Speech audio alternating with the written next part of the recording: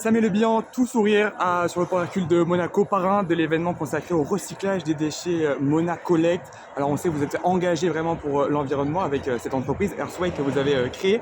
C'était dans la continuité finalement de répondre présent pour cet événement à Monaco. Oui, absolument. Et puis le Prince est très actif sur la question de l'environnement. C'est vraiment une question qui est au centre des préoccupations de Monaco. Donc c'est important d'être là aussi quand il y a des manifestations, de sensibilisation, d'information et particulièrement sur les nouvelles générations. C'est eux qui vont emmener leurs parents à changer leurs habitudes, qui vont, et on le voit, ils grandissent avec vraiment une préoccupation sur l'état de la planète. Donc c'est important d'être présent aujourd'hui. Quand on parle d'environnement, on dit c'est urgent, vraiment c'est urgent, Samuel Le Bihan, on peut le dire. Oui, je pense que les scientifiques nous ont suffisamment alarmés et informés aujourd'hui pour savoir que c'est tout ce que voilà, on consomme, on produit plus de déchets qu'on peut, et puis on consomme plus d'énergie, de produits que la planète ne peut en fournir. Et donc on est déjà en déficit. Et on est en train de laisser aux générations futures un état des océans. Et on voit, il y a tous les jours des espèces qui disparaissent, les fonds marins qui sont souillés, des endroits qui vont devenir inaccessibles, des poissons qu'on ne pourra plus pêcher. Enfin, il y a même déjà des endroits où on considère que le poisson est pollué. Donc il y a une urgence et il y a même une inquiétude, une angoisse, c'est sûr.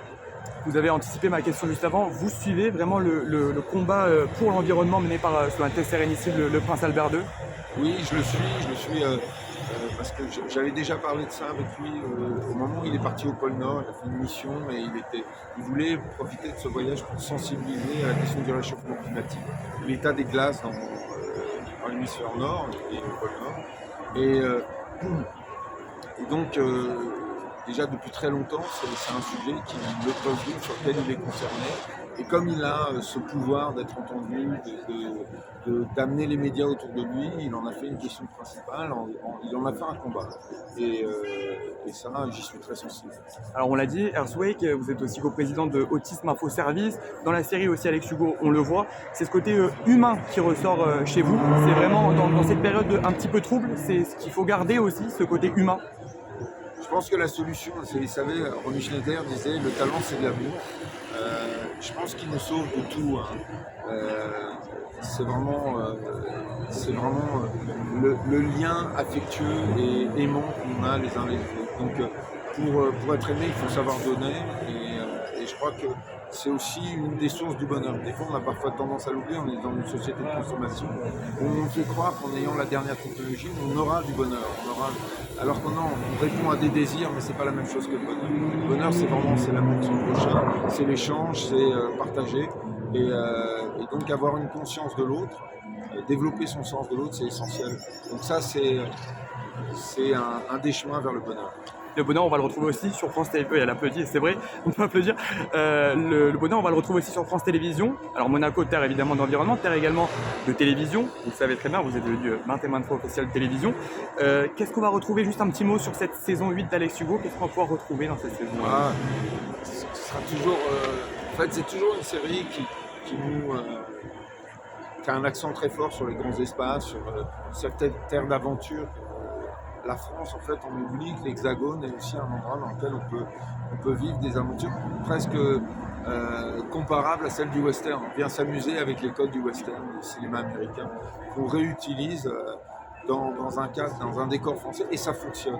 Donc on se rappelle qu'on remet au goût du jour l'idée que en France, on a un territoire sur lequel on peut vraiment vivre des aventures extrêmement fortes. On n'est pas obligé d'aller à l'autre bout de la planète. Oui, en principauté, dans les Alpes-Maritimes, on a mer et montagne, on a cette chance-là. Vous l'avez dit, la montagne, il faut se l'accaparer pour Alex Hugo. Vous l'avez dit, c'est beau mot, c'est ça? Alors, j'ai dit qu'il fallait s'accaparer la montagne parce que moi, je viens de la mer. Je suis une famille de marins-pêcheurs, j'ai grandi en Bretagne, face à l'océan. Lorsque je connaissais la montagne, mais l'hiver, on va faire du ski, donc c'est pas vraiment la connaître. Et en arrivant l'été, je l'ai vécu avec une émotion un peu étrange. J'ai l'impression que ces montagnes, c'était des murs qui me défiaient. Donc j'ai répondu à ce défi et je les ai gravis, je les ai montés. Je suis allé me perdre dans la montagne. J'ai fait des randonnées, j'ai fait de l'escalade. C'était nécessaire, c'était essentiel d'abord pour travailler le personnage, le rôle, pour comprendre. Et ce qui était bien, c'est que c'était pas quelqu'un qui était de la montagne. Donc, je pouvais avoir aussi ce parcours-là. Et puis, pour la comprendre, et puis pour créer des souvenirs affectifs aussi avec la montagne. Donc, des bons souvenirs. Oui, il fallait en quelque sorte la dompter, cette montagne, Oui, pour aller. ça se dompte, la montagne. Mais comme la mer d'ailleurs, hein, ce sont deux éléments qui sont à la fois des sources de bonheur, mais qui peuvent être extrêmement dangereux, extrêmement violents. Pour terminer, dernière question, ça fait 8 ans que vous incarnez Alex Hugo. Ce personnage vous plaît toujours autant, c'est toujours un bonheur comme ça de l'interpréter toutes les années comme ça. Oui, vous avez raison, ça fait longtemps que j'interprète Alex Hugo.